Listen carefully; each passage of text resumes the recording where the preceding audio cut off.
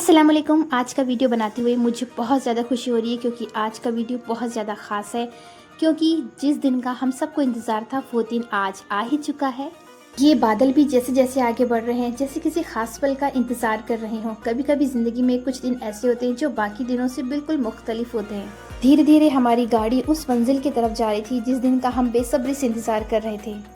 आखिर 50 दिन के लंबे इंतज़ार के बाद वो पल आ ही गया। देखिए, ये वही एरोप्लेन है जो अपने साथ हज़ारों दुआएं, अनगिनत यादें और सुकून लेकर लौट रहा है।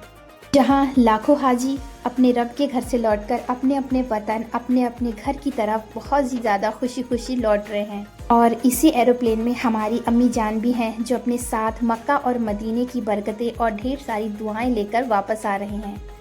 बस अब कुछ ही पलों में वो हमारे सामने होंगे और ये इंतज़ार एक खूबसूरत मुलाकात में बदल जाएगा। ये खुशी सिर्फ मिलने की नहीं होती, ये उस सफ़र की है जो रूह को बदल कर रख देता है। और आज वही खुशी हमारी ज़िंदगी का सबसे ख़ास हिस्सा बनने जा रही है। जैसे ही उनका एरोप्लेन नीचे उतरा, हम सब बाहर उनका बेसब्री से इंतज़ार कर रहे थे। हमारे साथ साथ जितने भी हाजी लोग थे सारे के सारे सही समय पर एयरपोर्ट में मौजूद हो चुके थे। और आखिर वो मुकद्दस पल आ ही गया। अल्लाह के घर से लौटकर आज हमारी अम्मी हमारे बीच है। कहते हैं जब कोई हाजी हज से वापस आता है ना, तो ऐसा होता है जैसे वो अभी अभी माँ के पेट से पैदा हुआ हो। उसके सारे गुनाह ऐसे माफ़ कर दिए जाते हैं और वो पाक साफ होकर घर लौटता है।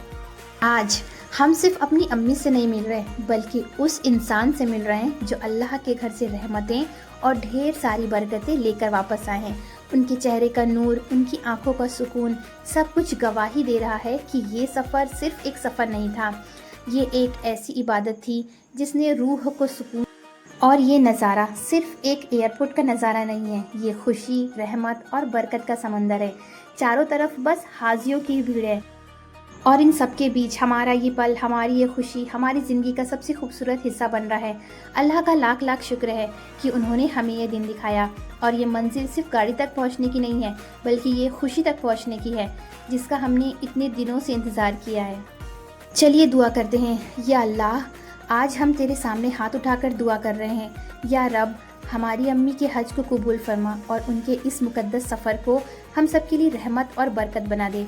या अल्लाह, जितने भी हाजी हज से लौट रहे हैं उन तमाम हाजियों के हज को कबूल फरमा।